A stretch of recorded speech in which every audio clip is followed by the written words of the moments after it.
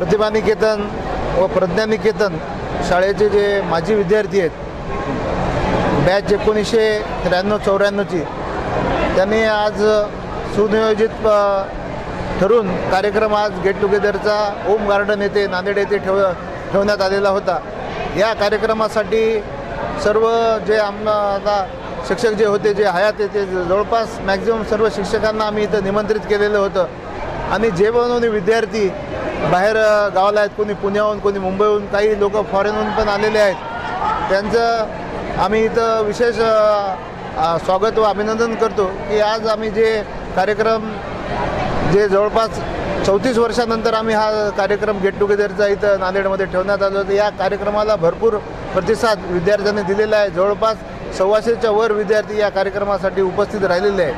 आज सर्वांनी आपल्या भावना इथं अतिशय व्यक्त केलेल्या आहेत की भावना अतिशय लोकांच्या जुन्या आठवणीला सर्वांच्या उजाळा भेटलेला आहे। ज्या शाळेमध्ये आपण शिकलो, घडलो, त्या शाळेची कुठेतरी नाळ आपली लहानपणापासून जोडलेली असते।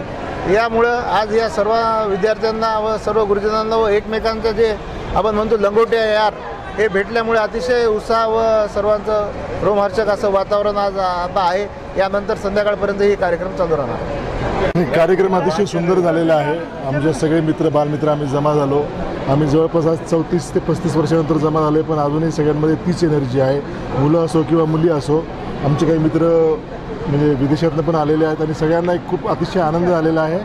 या कार्यक्रमाच्या आयोजनाबद्दल जी आमची नांदेडची कमिटी आहे, जे नांदेडला राहतात, धीरज आहे, महेश खोमने आहे, बाकीची जी मंडळी आहे, मिलिंद कुर्डे वगैरे, सगळ्यांनी खूप अथक परिश्रम घेतले आणि तुम्ही आज बघताय रिस्पॉन्स कसा आहे कार्यक्रमाला, त्यामुळे खूप आनंद होतोय। खरंच हा शब्दात व्यक्त करता येण्यासारखा आनंद नाही आहे।